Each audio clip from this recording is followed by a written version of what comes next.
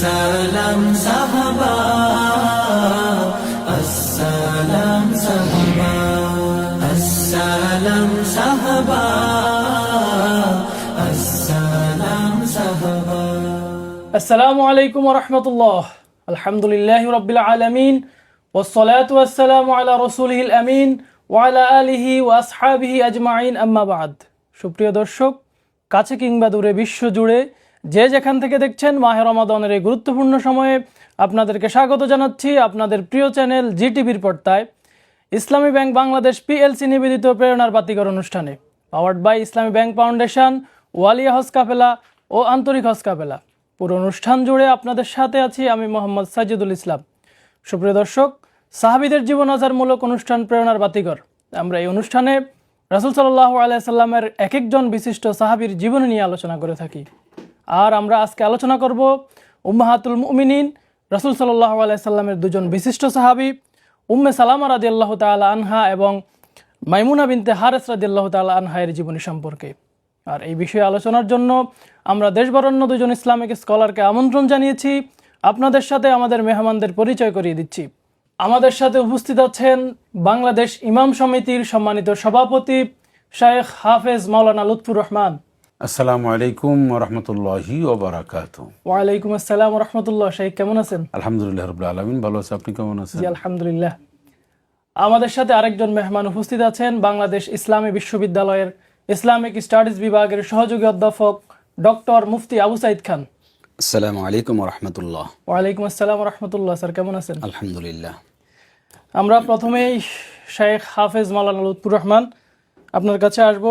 আমরা মাইমুনা বিনতে হারেস রাদিয়াল্লাহু আনহা ওনার পরিচয় সম্পর্কে আপনার কাছে জানবো। ধন্যবাদ। বিসমিল্লাহির রহমানির রহিম, নাহমাদুহু ওয়া নুসাল্লি আলা রাসূলিহিল কারীম, আম্মা বা'দ। আপনি এমন একজন মহিষী নারীর কথা জিজ্ঞাসা করেছেন যিনি বিশ্বনবী মুহাম্মদুর রাসূল সাল্লাল্লাহু আলাইহি ওয়াসাল্লামের স্ত্রী ছিলেন, অর্থাৎ আমাদের একজন মা। কোরআনুল কারীম তার ব্যাপারে এভাবেই পরিচয় করিয়ে দিয়েছেন যে ওয়াজওয়াজু উম্মাহাতুহুম, অর্থাৎ নবীর স্ত্রীগণ হচ্ছেন তোমাদের মা। তো পৃথিবীতে সবচেয়ে সম্মানিতা নারী আমাদের কাছে রাসূলুল্লাহ সাল্লাল্লাহু আলাইহি সাল্লামের ওনার যে কয়জন স্ত্রী ছিলেন, ওনারা আমাদের কাছে সবচেয়ে, সকল স্ত্রীরা ছিলেন নিষ্পাপ, ওনারা ছিলেন পূত পবিত্র, সবাই জান্নাতি এবং পৃথিবীর নারী জগতের শ্রেষ্ঠতম উন্নত মানের চরিত্রের অধিকারী। রাসূল মাকবুল সাল্লাল্লাহু আলাইহি সাল্লামের সকল স্ত্রীরা ছিলেন পূত পবিত্র, চারিত্রিক দিক দিয়ে, মানসিক দিক থেকে, তারপরে সব দিক থেকে। আর মাইমুনা রাদিয়াল্লাহু তাআলা আনহা তিনি এমন একজন নারী ছিলেন যিনি, ওনার নামটা আসলে মাইমুনা ছিলেন না, ওনার নামটা ছিলেন বাররাহ বিনতে হারিসা। অর্থাৎ রাসূলুল্লাহ সাল্লাল্লাহু আলাইহি ওয়াসাল্লাম বিবাহের পরে ওনার নামটা মাইমুনা রাখলেন, বরকতময়। এভাবে রাসূলুল্লাহ সাল্লাল্লাহু আলাইহি ওয়াসাল্লাম আরও দুই একজন স্ত্রীর নাম পরিবর্তন করেছেন বা ডেকেছেন। আয়েশা সিদ্দিকা রাদিয়াল্লাহু তাআলা আনহার নাম ওনাকে ডেকেছেন, বিভিন্ন সময় বিভিন্ন নামে ডেকেছেন আদর করে। মাইমুনা রাদিয়াল্লাহু তাআলা আনহা তিনি ওনার আগে বিবাহ হয়েছিলেন, সঙ্গত কারণে সবগুলি উনি এবং গুরুত্বপূর্ণ মানুষদের সাথে বিবাহ হয়েছিলেন। তো মাইমুনা রাদিয়াল্লাহু তাআলা আনহা উনি প্রভাবশালী খুব আরবের এমন সব ব্যক্তিদের সাথে ওনার বিবাহ হয়েছিল, সঙ্গত কারণে সেটা হয় টেকেনি। রাসূলুল্লাহ সাল্লাল্লাহু আলাইহি ওয়াসাল্লাম সপ্তম হিজরিতে যখন উমরাহ করতে যান তখন ওনার সাথে তার বিবাহ হয়। উনি এমন একজন নারী ছিলেন যে নারী যেখানে বিবাহ হয় সেটা শরীফ নামক একটি জায়গায়। আপনারা যারা উমরা বা হজ করতে যান, আমি দর্শকদেরকে বলবো, কেউ যদি মক্কা থেকে মদিনায় যান তাহলে মক্কা থেকে বেশ কিছু দূরে কয়েক হয়তো 30 মিনিট বা এরকম কম বেশি গাড়ি চালালেই বাম হাতে ঠিক ওনার রওজা দেখা যায়। মদিনার থেকে যদি কেউ আসে মক্কাতুল মুকাররমায় তাহলে ওনারটা একদম ডান হাতে রাস্তার পাশেই। আলহামদুলিল্লাহ আমি 2 বার ওনার কবরটা জিয়ারত করেছি এবং প্রত্যেকটা বার আমি যাওয়া আসার সময় আমি এটা দেখে যাই। উম্মুল মুমিনিন হযরত মাইমুনা রাদিয়াল্লাহু তাআলা আনহা রাসূলুল্লাহ সাল্লাল্লাহু আলাইহি ওয়াসাল্লাম তাকে যখন বিবাহ করলেন, বিবাহ করার পরে সবচেয়ে যে কাজটি হয়েছে সেটি হচ্ছে আরবদের, কুরাইশদের মধ্যে এবং বিভিন্ন গোত্রে একটা সম্পর্ক বৃদ্ধি পেয়েছে। কারণটা কি? কারণটা হচ্ছে হযরত মাইমুনা রাদিয়াল্লাহু তাআলা আনহা, ওনার অনেক বোন, আত্মীয় স্বজন, অনেকেই আগের থেকেই সাহাবা, মানে আগের থেকেই নবীর অনুসারী ছিলেন। সেক্ষেত্রে উনার বংশ একটা গুরুত্বপূর্ণ বংশ ছিলেন। রাসূল সাল্লাল্লাহু আলাইহি ওয়াসাল্লাম তাকে বিবাহ করার পর একটা বিশাল প্রভাব পড়েছে আরব গোষ্ঠীর মধ্যে, মক্কাতুল মুকাররমায়, এবং নবীজি সেখানে স্বাচ্ছন্দ্যে থাকা, রেস্ট নেওয়া, সব মিলিয়ে খুব বেশি দিন ওনার সাথে রাসূলুল্লাহ সাল্লাল্লাহু আলাইহি ওয়াসাল্লাম থাকতে পারেননি। কিন্তু ইতিহাস, হাদিস ওনাকে শ্রদ্ধাভরে স্মরণ করবে। আর একটা হচ্ছে উনি একজন বড় আলেমা ছিলেন। কিভাবে আলেমা ছিলেন? যে অনেকগুলি হাদিস তিনি বর্ণনা করেছেন, অন্তত 75 বা 76টা হাদিস উনি বর্ণনা করেছেন। এই হাদিসগুলি ছিলেন পূত পবিত্র সম্পর্কে, পবিত্রতা সম্পর্কে, নারীদের বিবাহ শাদী সম্পর্কে, তারপরে দান সাদাকা, মানে সব মিলিয়ে উনি যে সমস্ত হাদিস বর্ণনা করেছেন, সেই হাদিসগুলি পড়লে আমরা বুঝি যে উনি অনেক তীক্ষ্ণ মেধার অধিকারী ছিলেন। আর একটা হচ্ছে ওনার যতগুলি বৈশিষ্ট্য ছিল, এই বৈশিষ্ট্যের মধ্যে একটা বড় বৈশিষ্ট্য ছিলেন, উনি খুব দান সাদাকা করতেন। তো নারীদের একটা কিন্তু স্বভাব দান সাদাকা, এটা নবীজি সাল্লাল্লাহু আলাইহি ওয়াসাল্লামের সব স্ত্রীর মধ্যেই ছিলেন, ওনার মধ্যে এটা বেশি ব্যাপক আমরা লক্ষ্য করেছি। উনি দান সাদাকা, এবং আর একটা বড় ওনার বড় বৈশিষ্ট্য ছিলেন, উনি মানুষকে খুব খাওয়াতেন। রাসূলুল্লাহ সাল্লাল্লাহু আলাইহি ওয়াসাল্লাম ওনার বাসায় গিয়েছেন, অনেক গুরুত্বপূর্ণ এবং প্রথম শ্রেণীর সাহাবীরা ওনার সাথে ছিলেন, তাদেরকে উনি মেহমানদারি করিয়েছেন। এই ব্যাপারটাও কিন্তু হাদিস শরীফের মধ্যে আসছে। শেখ, আপনাকে ধন্যবাদ। আমরা আবারও আসবো আপনার কাছে। আমরা এখন আসবো ডক্টর মুফতি আবু সাঈদ খান স্যারের নিকট। স্যার, উম্মে সালামা রাদিয়াল্লাহু তাআলা আনহার জীবনী সম্পর্কে আমরা আপনার কাছে জানবো। শুরুতেই যদি উম্মে সালামা রাদিয়াল্লাহু তাআলা আনহার পরিচয় সম্পর্কে একটু বলতেন। বিসমিল্লাহ, আলহামদুলিল্লাহ, ওয়াসসালাতু ওয়াসসালামু আলা রাসূলিল্লাহ ওয়া বা'দ। রাসূলুল্লাহ সাল্লাল্লাহু আলাইহি ওয়াসাল্লামের স্ত্রীদের মধ্যে অন্যতম প্রসিদ্ধ একজন স্ত্রী হচ্ছেন উম্মু সালামা রাদিয়াল্লাহু তাআলা আনহা। রাসূলুল্লাহ সাল্লাল্লাহু আলাইহি ওয়াসাল্লামের স্ত্রীর নাম হচ্ছে মূলত হিন্দা বিনতে উমাইয়া। তিনি ছিলেন বনি মাখজুম গোত্রের লোক, মক্কার অধিবাসী। তো রাসূলুল্লাহ সাল্লাল্লাহু আলাইহি ওয়াসাল্লামের সাথে চতুর্থ বা পঞ্চম হিজরির দিকে তার সাথে বিবাহ বন্ধনে আবদ্ধ হয়। তো এর আগে তিনি মক্কা থাকতে ইসলাম গ্রহণ করেন, ইথিওপিয়াতে প্রথমে হিজরত করেন। তার পূর্বে রাসূলুল্লাহ সাল্লাল্লাহু আলাইহি ওয়াসাল্লামের সাথে বিবাহের পূর্বে তার সাথে বিবাহ হয় তার চাচাতো ভাই, একই বংশের আরেকটা গোত্রর একটা অংশ, সেটা হলো আব্দুল আসাদ গোত্র, আবু সালামা রাদিয়াল্লাহু তাআলা আনহু। উনিও সাহাবী ছিলেন, তার সাথে বিবাহ। ইথিওপিয়া থেকে পরে তারা মদিনায় হিজরত করেন এবং দীর্ঘদিন রাসূলুল্লাহ সাল্লাল্লাহু আলাইহি ওয়াসাল্লামের সাথে সংসার করেছেন। এর পরবর্তীতে তিনি অনেক দিন বেঁচে ছিলেন। রাসূলুল্লাহ সাল্লাল্লাহু আলাইহি ওয়াসাল্লামের স্ত্রীদের মধ্যে সবচেয়ে বেশি দিন যিনি বাঁচেন, সর্বশেষ ইন্তেকালকারী সাহাবিয়া রাসূলের স্ত্রী হচ্ছে উম্মু সালামা রাদিয়াল্লাহু তাআলা আনহা। প্রায় 55 হিজরির দিকে, 61 বা 62 হিজরির দিকে, যখন ইয়াজিদ বিন মুআবিয়া যখন খলিফা থাকে, উমাইয়া খলিফা, তখন তিনি মদিনায় ইন্তেকাল করেন।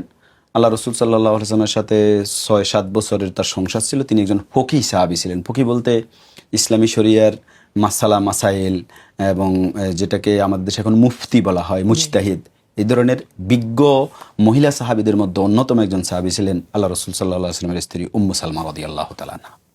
স্যার, আপনাকে অসংখ্য ধন্যবাদ। আমরা আবারও আপনার কাছে আসবো। আমরা আসবো শেখ হাফেজ মাওলানা লুৎফুর রহমান আপনার নিকট। আমরা মাইমুনা বিনতে হারেস, উনি রাসূল সাল্লাল্লাহু আলাইহি ওয়াসাল্লামের একজন স্ত্রী ছিলেন। ইনি রাসূল সাল্লাল্লাহু আলাইহি ওয়াসাল্লামকে কিভাবে সহযোগিতা করেছিলেন? মাইমুনা রাদিয়াল্লাহু তাআলা তাকে সার্বিক সহযোগিতা করেছেন, হাদিস বর্ণনা করে সহযোগিতা করেছেন। তারপরে তিনি একবার অসুস্থ হয়েছিলেন রাসূলুল্লাহ সাল্লাল্লাহু আলাইহি ওয়াসাল্লাম, তিনি তাকে মানে সেবা শুশ্রূষা বা সার্বিক যে নার্সিংটা করেছেন, সেতে রাসূলুল্লাহ সাল্লাল্লাহু আলাইহি ওয়াসাল্লাম খুব খুশি হয়েছেন। পরবর্তীতে বিভিন্ন সময় বলেছেন। আবার হযরত মাইমুনা রাদিয়াল্লাহু তাআলা সবসময় তিনি খোঁজ খবর তিনি রাখতেন, এবং নবীজিকে আর্থিক যেটাকে বুঝায়, অর্থাৎ মাইমুনা রাদিয়াল্লাহু তাআলা ভালো আর্থিক দিক থেকে উনি কিছুটা স্বাবলম্বী ছিলেন। এটা রাসূলুল্লাহ সাল্লাল্লাহু আলাইহি ওয়াসাল্লামের সাথে শেয়ার করেছেন। নবীজির সকল স্ত্রীরা তাকে যে যতটুকুন পেরেছেন সে ততটুকুনি সহযোগিতা করেছেন।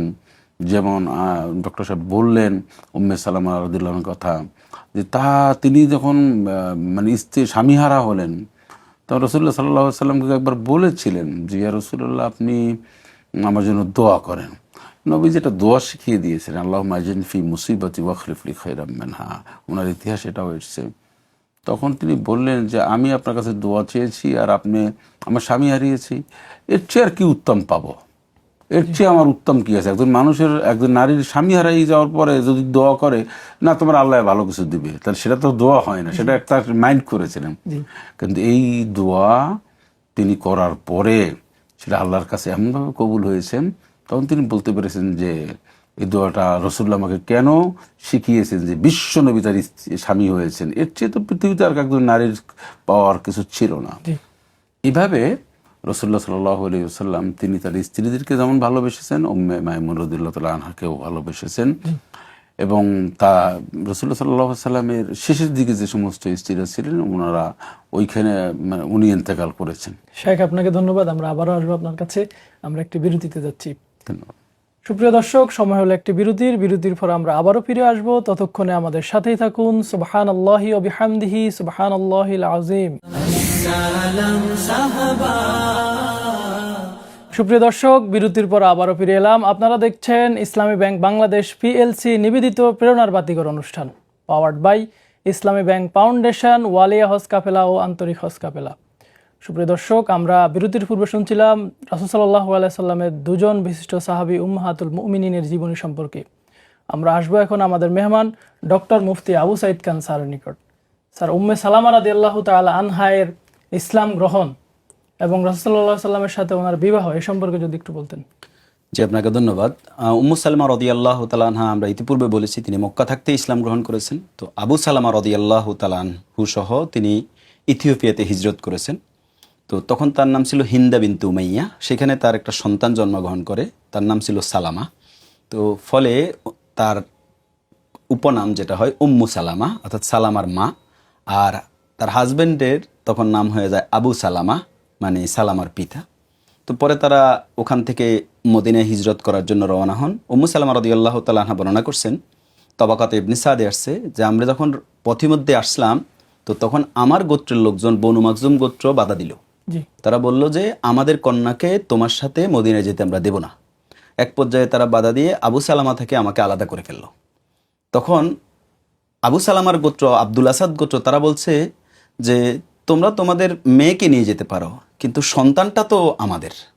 কারণ ইসলামী শরিয়া অনুযায়ী বংশ সাব্যস্ত হয় পিতা দ্বারা, পিতৃত্বের মধ্য দিয়ে বংশ সাব্যস্ত হয়।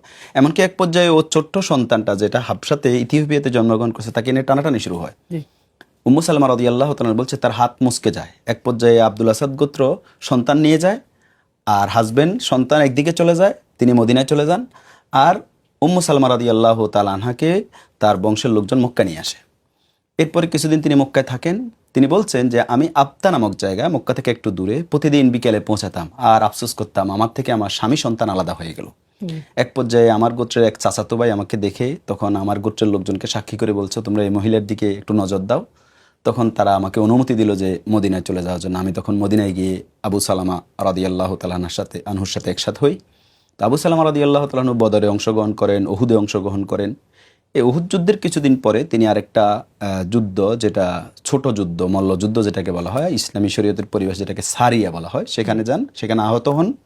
এরপরে তিনি মারা যান। তো শাইখ বলছিলেন একটু আগে, রাসূলুল্লাহ সাল্লাল্লাহু আলাইহি ওয়াসাল্লাম তাকে সান্ত্বনা দিতে আসেন এবং একটা দোয়া শিখিয়ে দেন, সহিহ মুসলিমের হাদিস, আল্লাহুম্মা আজরিনি ফি মুসিবাতি ওয়াখলুফ লি খাইরাম মিনহু, যে আল্লাহ তুমি আমাকে আমার এই বিপদ অবস্থায় যে আমার ধৈর্য ধারণ করার তৌফিক দান করে, এটা আমার জন্য প্রতিদানের ব্যবস্থা করে দাও, পুরস্কার স্বরূপ করে দাও, আর আমাকে এর চেয়ে উত্তম স্থলাভিষিক্ত ব্যবস্থা করে দাও। তো উম্মু সালামা রাদিয়াল্লাহু তাআলা চিন্তা করলেন যে আবু সালামার সাথে তার এত হৃদ্যতা, এত ভালো সম্পর্ক ছিল, এর চাইতে ভালো হাজবেন্ড, স্থলাভিষিক্ত কে হবেন? তা আসলে রাসূলুল্লাহ সাল্লাল্লাহু আলাইহি ওয়াসাল্লামের এই দোয়া তাকে শিখিয়েছেন, এই দোয়া আল্লাহ তাআলা কবুল করেছেন। তার স্বামী আল্লাহ তাআলা রাসূলুল্লাহ সাল্লাল্লাহু আলাইহি ওয়াসাল্লামকে তাকে দান করেছেন। এরপর রাসূলুল্লাহ সাল্লাল্লাহু আলাইহি ওয়াসাল্লামের সাথে তার বিবাহ বন্ধনে তিনি আবদ্ধ হন এবং মদিনায় তিনি বসবাস করেন। আয়েশা সিদ্দিকা রাদিয়াল্লাহু তাআলা আনহার হাদিস, তিনি বলছেন রাসূলুল্লাহ সাল্লাল্লাহু আলাইহি ওয়াসাল্লাম আসরের পরে তার স্ত্রীদের ঘরে যেতেন। তো বাদা আবে বাইতি উম্মে সালামা, রাসূলুল্লাহ সাল্লাল্লাহু আলাইহি ওয়াসাল্লাম উম্মু সালামার ঘর দিয়ে শুরু করতেন, ওয়া খাতামা বি, আর সর্বশেষ আমার ঘরে আসতেন। তার মানে রাসূলুল্লাহ সাল্লাল্লাহু আলাইহি ওয়াসাল্লাম আসরের পরে তার স্ত্রীদের প্রত্যেকের ঘরে গিয়ে সালাম কালাম বিনিময় করতেন, হালকা নাস্তা পানি করতেন, তাদের খোঁজ খবর নিতেন, প্রত্যেকটা স্ত্রীর ঘরে ঘরে যেতেন। আর শুরুটা করতেন তিনি উম্মু সালামা রাদিয়াল্লাহু তাআলা আনহাকে দিয়ে, আর শেষ করতেন আয়েশা সিদ্দিকা রাদিয়াল্লাহু তাআলা আনহাকে দিয়ে। তো উম্মু সালামা রাদিয়াল্লাহু তাআলা আনহা খুব আত্মমর্যাদা সম্পন্ন নারী ছিলেন। তাকে আবু বকর রাদিয়াল্লাহু তাআলা আনহু বিবাহের প্রস্তাব পাঠিয়েছেন, ওমর ইবনুল খাত্তাব রাদিয়াল্লাহু তাআলা আনহু বিবাহের প্রস্তাব পেয়েছেন, কিন্তু তিনি রাজি হন নাই তাদের বিবাহের সাথে বিবাহ বন্ধনে আবদ্ধ হতে। তো রাসূলুল্লাহ সাল্লাল্লাহু আলাইহি ওয়াসাল্লাম যখন বিবাহ বন্ধনে আবদ্ধ হওয়ার জন্য তাকে প্রস্তাব পাঠালেন, তো তখন তিনি বললেন যে আমি অন্যদের বিবাহ প্রত্যাখ্যান করেছি, আপনার সাথে কীভাবে বিবাহ বন্ধনে আবদ্ধ হব? এছাড়া তার 5টা সন্তান ছিল, এই সন্তানগুলোর কি হবে? আর তার বংশে তখন কেউ জীবিত ছিল না মদিনায় যে কেউ তার অভিভাবকত্ব অর্জন করবে, কারণ বিবাহ দেওয়ার জন্য একজন অভিভাবক লাগে। তা আল্লাহ রাসূল সাল্লাল্লাহু আলাইহি ওয়াসাল্লাম বললেন যে আমি তোমার জন্য দোয়া করছি, তোমার যে এই আত্মমর্যাদা সম্পন্ন আমার সাথে বিবাহ বন্ধনে আবদ্ধ হওয়ার মধ্য দিয়ে হৃদ্যতা ভালোবাসার সম্পর্কে এই আত্মমর্যাদা কোনো বাধা হবে না, এটা আমি দোয়া করছি, আল্লাহ তাআলা এটা দূর করে দিবেন। আর দ্বিতীয়, তোমার সন্তানগুলোর ব্যাপারে আল্লাহ তাআলাই যথেষ্ট হবেন। আর তৃতীয় হচ্ছে, তোমার যে কোনো অভিভাবক নাই, এটা বরং একদিক থেকে ভালো যে আমার সাথে বিবাহ বন্ধনে আবদ্ধ হওয়ার ক্ষেত্রে বিরোধিতা করার মতো তোমার কোনো অভিভাবক এখানে নাই। তো বরং তুমি রাজি হলেই, রাসূলুল্লাহ সাল্লাল্লাহু আলাইহি ওয়াসাল্লাম যেহেতু বিবাহের প্রস্তাব দিয়েছেন আর রাসূল যেহেতু মদিনার প্রেসিডেন্ট, অতএব রাসূল সাল্লাল্লাহু আলাইহি ওয়াসাল্লাম তার সাথে বিবাহ বন্ধনে আবদ্ধ হতে কোনো অসুবিধা নেই। তো পরে উম্মু সালামা রাদিয়াল্লাহু তাআলা আনহা তার সাথে বিবাহ বন্ধনে আবদ্ধ হন এবং রাসূলুল্লাহ সাল্লাল্লাহু আলাইহি ওয়াসাল্লামের মৃত্যুর আগ পর্যন্ত তার সাথে এই বৈবাহিক সম্পর্ক অব্যাহত থাকে। এবং তিনি অনেকগুলো হাদিস বর্ণনা করেছেন রাসূলুল্লাহ সাল্লাল্লাহু আলাইহি ওয়াসাল্লামের সাথে। এই প্রসঙ্গে আমরা পরে বলবো ইনশাআল্লাহ। জি স্যার, আপনাকে ধন্যবাদ। আমরা শায়েখ আপনার কাছে আসবো। মাইমুনা বিনতে হারেস, উনি ইসলামের জন্য ওনার কি অবদান এই সম্পর্কে যদি একটু বলতেন। উনি একটা বড় কাজ করেছেন, সেটি হচ্ছে যে মক্কার অসংখ্য যারা ছিলেন মুসলমান, তারা কিন্তু ওনার বাসায় মেহমানদারি করতেন, উনি করাতেন এবং অনেক সাহাবিদেরকে উনি সাহায্য সহযোগিতা করতেন। কারণ ওনার একটা বড় একটা বৈশিষ্ট্য ছিল যে উনি বৈশিষ্ট্যের অধিকারী ছিলেন যে উনি মুসলমানদেরকে খুঁজে খুঁজে বিভিন্ন জায়গায় যে সমস্ত মুসলমানরা কষ্ট পেতেন বা কষ্টে দিন যাপন করতেন, তাদেরকে উনি রাসূলুল্লাহ সাল্লাল্লাহু আলাইহি ওয়াসাল্লামের অবর্তমানে তিনি কিন্তু টাকা পয়সা মানে সম্পদ দিয়ে উনি সহযোগিতা করেছেন। ওনার জীবনের প্রতিবদ্ধতা এভাবে ছিল যে আল্লাহর সন্তুষ্টি অর্জনের জন্য উনি খুব বেশি কাজ করতেন। তো এখন প্রশ্ন আসতে হয়তো অন্যরা করতেন না, হ্যাঁ করতেন, তবে এক একজন মানুষের এক একটা চরিত্র হয় যে উনি যা করতেন আল্লাহর সন্তুষ্টির জন্য, এই জন্য লৌকিকতা বা অনেক কিছু অপছন্দ করতেন এবং উনি খুব সাদামাটা জীবনযাপন করতেন। ওনার জীবনীতে আমরা সেটাই দেখতে পাই। জি শায়েখ, আপনাকে ধন্যবাদ। আমরা ডক্টর মুফতি আবু সাঈদ খান স্যার আপনার কাছে আসবো। উম্মে সালামা রাদিয়াল্লাহু তাআলা আনহা, তিনি জ্ঞানগত যোগ্যতা এবং তিনি একজন ফকিহ সাহাবী ছিলেন, এ সম্পর্কে যদি একটু বলতেন। জি, আপনাকে ধন্যবাদ। উম্মু সালামা রাদিয়াল্লাহু তাআলা আনহা রাসূলুল্লাহ সাল্লাল্লাহু আলাইহি ওয়াসাল্লামের মহিলা সাহাবীদের মধ্যে একজন ফকিহ অর্থাৎ বিদগ্ধ জ্ঞানী সাহাবী ছিলেন। তার সাথে রাসূলুল্লাহ সাল্লাল্লাহু আলাইহি ওয়াসাল্লাম যে পারিবারিক জীবন এবং বিভিন্ন যুদ্ধে অংশগ্রহণ এই সংক্রান্ত অনেকগুলো হাদিস উম্মু সালামা রাদিয়াল্লাহু তাআলা আনহা বর্ণনা করেছেন। এবং আল্লাহ রাসূলের অনেক সাহাবী তার জীবদ্দশায় উম্মু সালামা রাদিয়াল্লাহু তাআলার কাছে ফতোয়ার জন্য আসতেন, বিভিন্ন মাসাইল জিজ্ঞাসা করতেন এবং পরবর্তীতে রাসূলুল্লাহ সাল্লাল্লাহু আলাইহি ওয়াসাল্লামের মৃত্যুর পরবর্তীতে তাবেঈগণ অনেকেই তার থেকে ফতোয়া নিয়েছেন। বিশেষ করে উল্লেখযোগ্য একটি ঘটনা হচ্ছে রাসূলুল্লাহ সাল্লাল্লাহু আলাইহি ওয়াসাল্লামের সাথে তিনি হুদায়বিয়ার সন্ধিতে অংশগ্রহণ করেন। হুদায়বিয়ার সন্ধি, যেই সুলহ হুদায়বিয়ার যে অভিযানটা হয়, রাসূলুল্লাহ সাল্লাল্লাহু আলাইহি ওয়াসাল্লাম প্রত্যেকটা অভিযানে তার স্ত্রীদের মধ্যে থেকে কাউকে কাউকে নিয়ে যেতেন। তো এই অভিযানে রাসূলুল্লাহ সাল্লাল্লাহু আলাইহি ওয়াসাল্লামের সাথে তার স্ত্রী উম্মু সালামা রাদিয়াল্লাহু তাআলা আনহাও ছিলেন। তো এক পর্যায়ে হুদায়বিয়া সন্ধির লম্বা ঘটনা যে সাহাবায়ে কেরাম মক্কা থেকে মদিনায় হিজরত করেছেন, দীর্ঘ 6টি বছর পরিবার পরিজন আত্মীয় স্বজন এবং নিজের মাতৃভূমি কাবা এইসব কিছু থেকে দূরে থেকে এক ধরনের যে মানসিক অস্থিরতা, নিজের মাতৃভূমির প্রতি টান, কাবার প্রতি যে মহব্বত, রাসূলুল্লাহ সাল্লাল্লাহু আলাইহি ওয়াসাল্লাম যখন বললেন যে উমরা করতে যাবেন, তো আল্লাহ রাসূলের সাহাবায়ে কেরামের মধ্যে এত বেশি আবেগ কাজ করছিল, কিন্তু হুদায়বিয়া নামক জায়গায় সেখানে গিয়ে তারা বাধাপ্রাপ্ত হন, সাহাবায়ে কেরাম যেতে পারছেন না। এক পর্যায়ে রাসূলুল্লাহ সাল্লাল্লাহু আলাইহি ওয়াসাল্লাম চুক্তি স্বাক্ষর করেন যে এই বছর তিনি যাবেন না, পরের বছর যাবেন এবং 3 দিনের বেশি অবস্থান করবেন না, 10 বছর পর্যন্ত মক্কা মদিনার সাথে যুদ্ধ বিগ্রহ বন্ধ থাকবে, মক্কা থেকে কেউ মদিনায় গেলে তাকে ফেরত দিতে বাধ্য থাকবে, কিন্তু মদিনা থেকে কেউ যদি মক্কা যায় তাহলে মক্কাবাসী তাকে ফেরত দিতে বাধ্য থাকবে না। এই ধরনের কিছু চুক্তি করে এবং চুক্তি লেখার সময় যখন লেখা শুরু হইল যে মুহাম্মাদুর রাসূলুল্লাহ মা সোহাইল ইবনে আমর, সোহাইল ইবনে আমর ছিলেন কাফেরদের প্রতিনিধি কুরাইশদের, রাসূলুল্লাহ সাল্লাল্লাহু আলাইহি ওয়াসাল্লাম। সোহাইল ইবনে আমর বলল যে রাসূলুল্লাহ কেটে দেন, আমরা তো রাসূলুল্লাহ মানলে চুক্তিরই দরকার ছিল না। তখন বলল যে আলী রাদিয়াল্লাহু তাআলা লেখক ছিলেন, তিনি রসুলুল্লাহ কাটবেন না, আবেগে যে আমি রসুলুল্লাহ লিখবো, এটা আমার হাত দিয়ে কেটে দিব। আল্লাহ রসুল সাল্লাল্লাহু আলাইহি সাল্লাম বললেন যে কোন জায়গায় আছে, রসুল্লাহ সেটা মুছে দিলেন। তখন লেখা হলো মুহাম্মদ বিন আবদুল্লাহ, মানে আবদুল্লাহর ছেলে মুহাম্মদের সাথে সোহাইল বিন আমরের চুক্তি। তো যেই চুক্তিটা হচ্ছিল আর যে আবেগ নিয়ে সাহাবায়ে কেরাম যাচ্ছিলেন, এই দুটোর মাঝখানে একটা আবেগ এর উচ্ছ্বাসের মাঝখানে বাধা, সাথে সাথে যে চুক্তিটা হচ্ছে শর্তগুলো বাহ্য দৃষ্টিতে মনে হচ্ছে সবই বিপক্ষে যাচ্ছে। তো সাহাবায়ে কেরাম ব্যর্থ মনোরথ হয়ে ওমর রাদিয়াল্লাহু তাআলা বারবার রসুলের কাছে, ইয়া রাসূলুল্লাহ, আমরা কি সত্য দিনের উপর নেই? আপনি কি সত্য রাসূল না? একবার রাসূলুল্লাহ সাল্লাল্লাহু আলাইহি ওয়াসাল্লাম বললেন, হ্যাঁ আমি সত্য রাসূল, আমি সত্য দিনের উপর আছি। তো তাহলে কেন এই লাঞ্ছনা, এই দীনতা আমরা স্বীকার করে নিচ্ছি?